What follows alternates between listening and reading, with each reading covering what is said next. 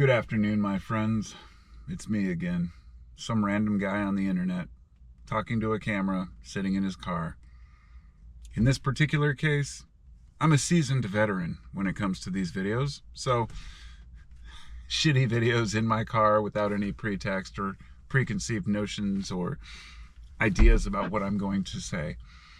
But these are the best videos to me because they help me just kind of, it's like psychiatry rather. It's like my counseling. It helps me get my thoughts out to the world because, God bless all my friends and family. They don't want to hear my shit. I've got my own delusions about reality that may not agree with everybody else. And I've found that it never will. I will never completely agree with any person, of course. That goes without saying. But even having the same basic values, moral judgments, associations as any one in particular individual, it just never happens. We always disagree on something. And this is where it comes down to being an individual and how hard it is to navigate this world as an individual without kind of falling into line, if you will, with what other people think is normal and right. This kind of leads to I don't want to give examples because then it gets political, but I was going to say the kind of woke thing where, yes, being aware of other people's injustices is good. Being aware of how other people have been shorted or screwed over in society is good. Making sure that people have equal opportunities is good. But then it gets to the extent of almost like a revenge type thing where, well, these people have been oppressed for a long time, so therefore it's okay to oppress others in kind of paying back, a payback type thing. And that's not really the central theme here. But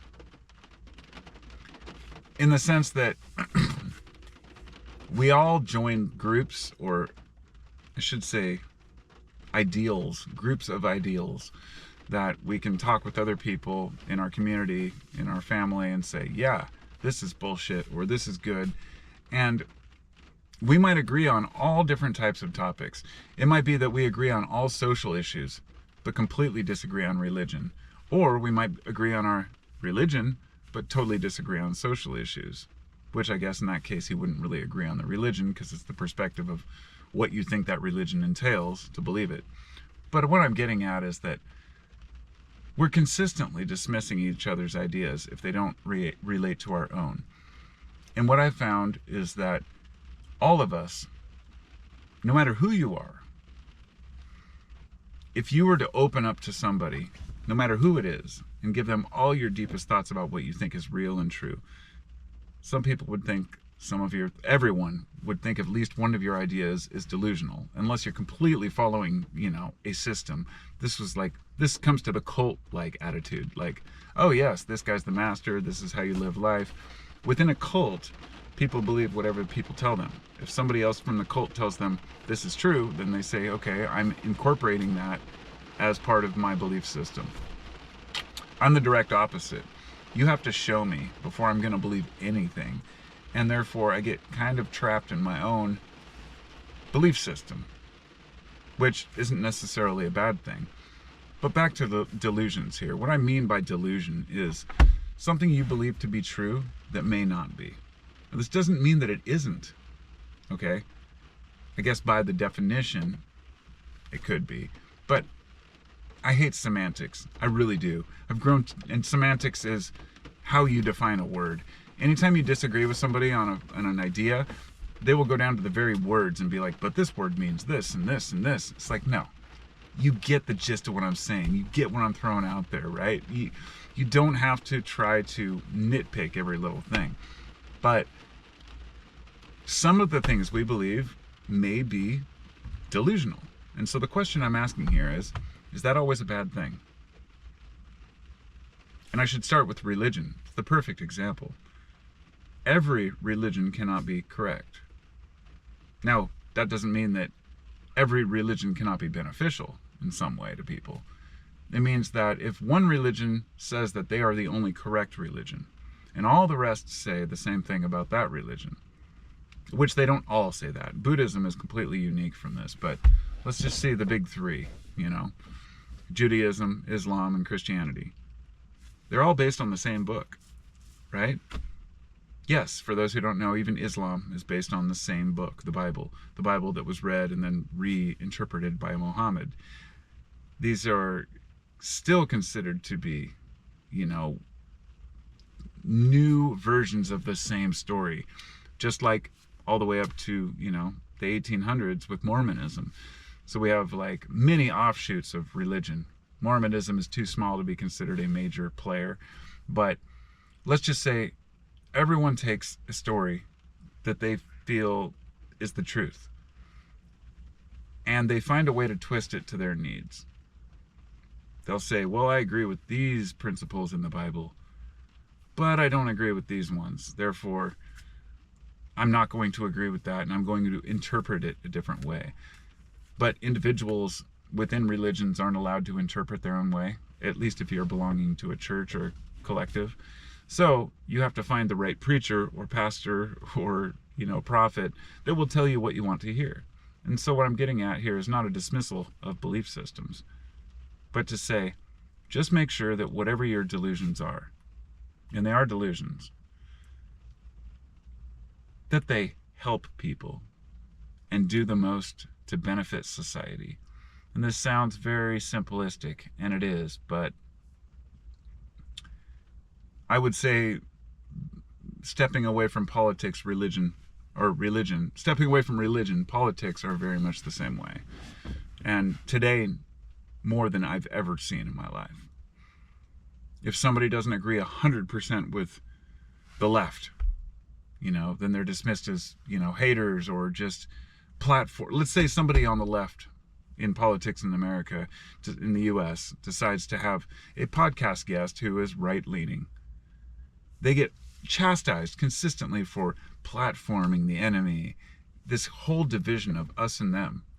Meanwhile, it's just about hearing people. People are afraid of words. They don't want to hear what another person has to say, not because they think it's really dangerous, but quite often because it might make them actually think.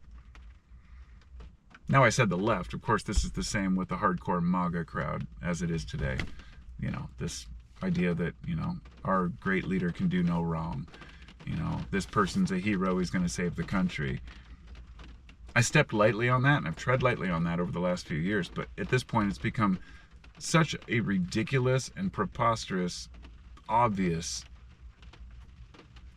just lunacy that people are willing to just go along with whatever somebody else tells them because they want it to be true.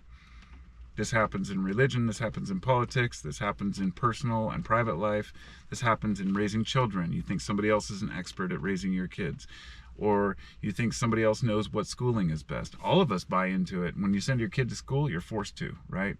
State mandated. Is the school telling your kid what they need to learn to live in today's world? I don't know. So, in some way, they have to be a little bit delusional in order to even make it through. I'll be 50 this year. Each year, I think that I've gained more wisdom. And then the next year, I realize that wisdom may be useless, pointless, flawed, or irrelevant. And what really matters is being able to adjust and adapt, integrate, if you will, into the world that we have. For me personally, this is what integrity means. When people says this guy has integrity, they will often assume that, well, I can't know what you will assume. But when somebody says, oh, this person has integrity, to me it would mean they have upstanding morals, values, that they care about other people, that they take care of business properly, that they don't cheat or steal, that they're just good character, good moral character. But I would argue that's not what integrity is. Integrity literally means to integrate. So if you're living in a society with theft, if you're living in a society with murder and robbery, you might have to adjust your integrity in order to live within that society. It's something I guess nobody's ever really laid out for me, so I always bring that up as Don't think integrity is a guy in a suit that's got a good job and, you know, a wise man or something. It's like, that's not it at all. Integrity is literally integrating into the circumstances and community that you're part of. And sometimes that might mean you even have to do things that you wouldn't consider normal within your society. And what I'm trying to point out here is the differences within different communities of how we go about living in order to live the best life for the environment we have. Often I go back to like the Quran, talking about not eating pig, you know, not eating swine in Islam. And I read about that years ago, and I still haven't confirmed whether this is 100% true. But apparently, those who were formulating what would go in the Quran said, look, pigs are a waste of resources. Pigs only give meat once. They don't give you milk. They don't give you any type of, you know, wool or fur or anything you can harvest except for that one harvest of meat when you kill them. Meanwhile, they eat all the same foods as humans. They don't eat, like, you know, grain and stuff like you know, cows or whatnot. They eat human-like food. Therefore, when you're in lean times in your society and you don't have enough food and pigs aren't really giving back what they're worth, you're going to ban them from your society. Ban harvesting of pigs. And it made sense. So we integrate policies which benefit us within our community. Sometimes that can mean conserving resources. Sometimes that can mean expending resources. And we're all just trying to figure out how to integrate within a society that we live in. And the problem we're facing right now is that there is no particular group we live in, because in the modern day, with our complete exposure to each other, ourselves, the internet, the availability to see everybody else's opinion, we find out that we don't know what we are or what we want. Maybe we were wrong about things. Maybe we were deluded about certain things. So long as that delusion is serving a purpose and not harming anyone else or anything else, I say it's good to go. So, to sum this up, if you're delusional, but your delusions are beneficial to yourself and others around you, don't listen to anybody else's opinion. This includes if you're a Christian, a Muslim, a Buddhist. It doesn't matter. If you have a religion that works for you and your values don't harm anyone else, don't let anybody else tell you different. And this would go the same for a person who has no religion. I'm personally I'm not an atheist, but I'm not a Christian. I'm not a religious person. I talk to God. I thank God. I pray out loud. But I do it in a way that's very general. Saying, I don't feel like I have to get God's attention. I'm literally here. Part of God. It's putting out the intention, not the attention. Not getting the attention.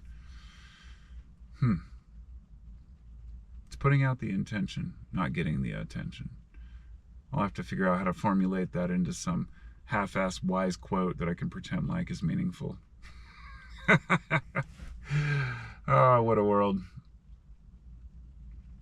I'm just sitting here at this park, waiting to pick up my son. I dropped him off at keyboard practice. So, I just thought I'd spit a little Carpo philosophy off the top of my head. What time is it? 12:50. I got about 15 minutes to go, so I'll thank you all for coming and listening to what I have to say. If you've made it this long, you're probably a regular subscriber, because most of the shit I talk about doesn't go very far. And that's okay, because it's just one guy rambling into a microphone or a GoPro. Anyway, I'm out.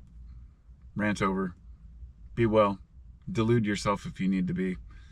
Don't let anybody else tell you what's true or what's right or what's wrong. It really is subjective. Values and morals are subjective. Once we realize this, then we can develop our own awareness of the world around us.